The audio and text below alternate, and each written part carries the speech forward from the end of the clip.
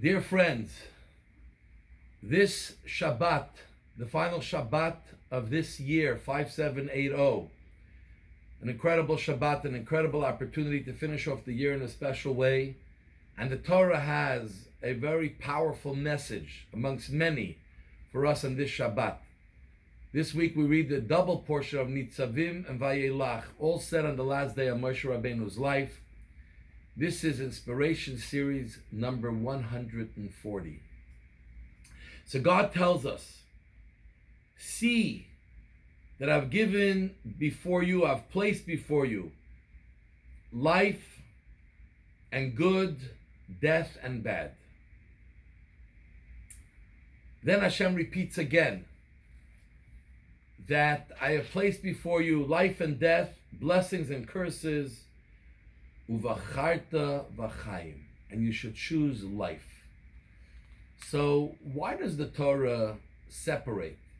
I've given to you life and good, death and bad, life and death, blessings and curses. Why does the Torah keep it separate instead of saying in one word, curse and death, blessing and life? And here the Torah is telling us something very important for us to know. The most important thing for us as Jews and all humans to recognize is that we have freedom of choice. We are in control of our choices, totally. Nobody controls our choices. We may be influenced, but that is our choice, to remain influenced, not to fight back, not to bow to peer pressure. But we are fully in control of our choices. That's the ultimate bottom line.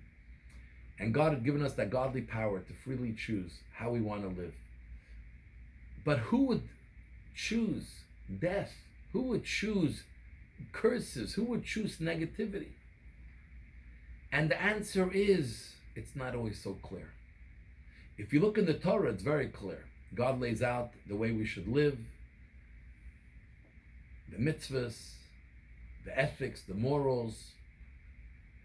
But that's in the Torah and you got to study it. And it doesn't always equal up to what society around us is telling us or what goes and is accepted in society and in our times as well. And very often the things that Torah says are curses that people in this world tell you they're blessings. So not always what you think is a blessing is really life, eternal, meaningful, and all-encompassing. And not always what you think is a curse is really a curse. Could be a blessing in disguise. So the Torah says it's not such an easy choice because we are very sensory. We pick up what's going on around us. We're influenced by what's going on around us. And we also have the Torah, which is a book that tells us the way it is. So it's our job to learn what's good and bad, what's curses and blessings. And when we choose the way the Torah tells us, then uvacharta b'chaim, there's no question we will choose life, even though it's not easy, even though it's not always obvious, and even though the results are not today.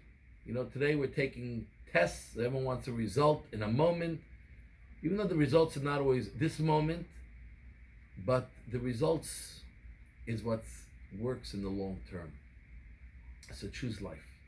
Follow the Torah and choose life. The greatest gift God has given us is to help us choose the best path for us and our families and our children, physically, materially, spiritually. So this is the way to end off the year.